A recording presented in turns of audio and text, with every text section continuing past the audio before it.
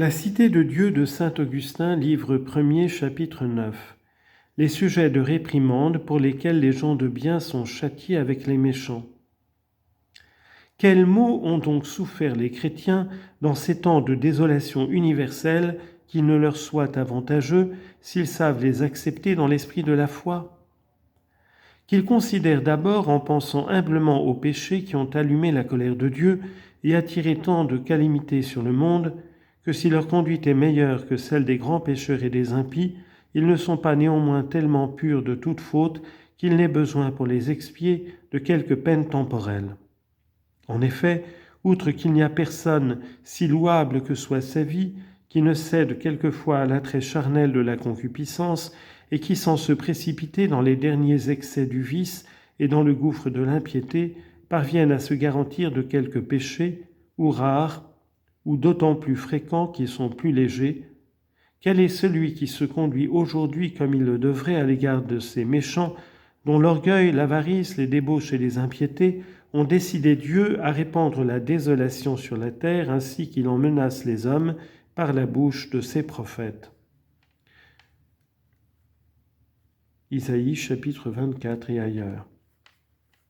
En effet, il arrive souvent que par une dangereuse dissimulation, nous feignions de ne pas voir leurs fautes pour n'être point obligés de les instruire, de les avertir, de les reprendre et quelquefois même de les corriger, et cela soit parce que notre paresse ne veut pas s'en donner le soin, soit parce que nous n'avons pas le courage de leur rompre en visière, soit enfin parce que nous craignons de les offenser et par suite de compromettre des biens temporels que notre convoitise veut acquérir ou que notre faiblesse a peur de perdre. Et de la sorte, bien que les gens honnêtes aient en horreur la vie des méchants, et qu'à cause de cela ils ne tombent pas dans la damnation réservée aux pécheurs après cette vie, toutefois, de ceux-là seuls qui se sont montrés indulgents pour les vices damnables dont les méchants sont souillés, par la seule crainte de perdre des biens passagers, c'est justement qu'ils sont châtiés avec eux dans le temps sans être punis comme eux dans l'éternité, c'est justement qu'ils sentent l'amertume de la vie pour en avoir trop aimé la douceur et s'être montrés trop doux envers les méchants. Je ne blâme pourtant pas la conduite de ceux qui ne reprennent pas et ne corrigent pas les pécheurs, parce qu'ils attendent une occasion plus favorable ou parce qu'ils craignent soit de les rendre pires, soit de les porter à mettre obstacle à la bonne éducation des faibles et au progrès de la foi. Car alors, c'est plutôt l'effet d'une charité prudente que d'un calcul intéressé. Mais le mal est que ceux qui vivent tout autrement que les impies et qui abhorrent leur conduite leur sont indulgents au lieu de leur être sévères, de peur de s'en faire des ennemis et d'en être traversés dans la possession de biens fort légitimes. Il est vrai, mais auxquels devraient être moins attachés des chrétiens, voyageurs en ce monde et qui font profession de regarder le ciel comme leur patrie.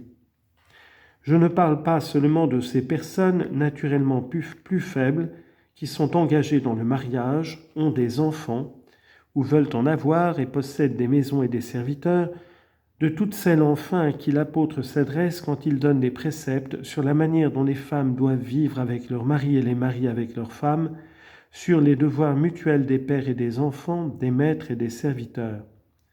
Colossiens chapitre 3, versets 18 à 22.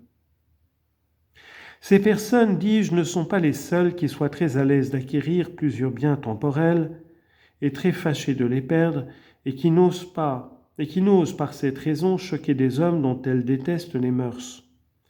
Je parle aussi de celles qui font profession d'une vie plus parfaite, qui ne sont point engagées dans le mariage et se contentent de peu pour leur subsistance. Je dis que celles-là même ne peuvent souvent se résoudre à reprendre les méchants parce qu'elles craignent de hasarder contre eux leur réputation et leur vie et redoutent leurs embûches et leurs violences. Et quoique cette crainte et les menaces même des impies n'aillent pas jusqu'à décider ces personnes timides à imiter leurs exemples, c'est cependant une chose déplorable qu'elles n'aient point le courage, en présence de désordres dont la complicité leur ferait horreur, de les frapper d'un blâme qui serait pour plusieurs une correction salutaire. Pourquoi cette réserve ? Est-ce afin de conserver leur considération et leur vie pour l'utilité du prochain ?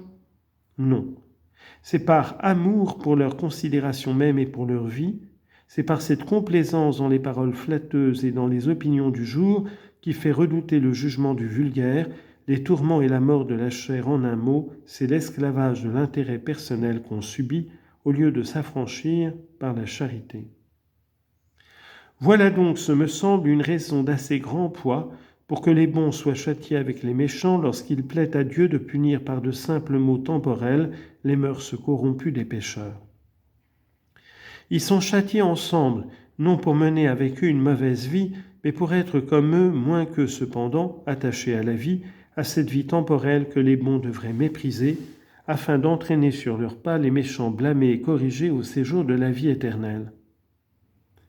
Perd-on l'espoir de s'en faire ainsi des compagnons ? Qu'on se résigne alors à les avoir pour ennemis et à les aimer comme tels, car, tant qu'ils vivent, on ne peut savoir s'ils ne viendront pas à se convertir. Et ceux-là sont encore plus coupables, dont parle le prophète en disant « Cet homme mourra dans son péché, mais je demanderai compte de sa vie à qui dut veiller sur lui. » Ézéchiel chapitre 33, verset 6.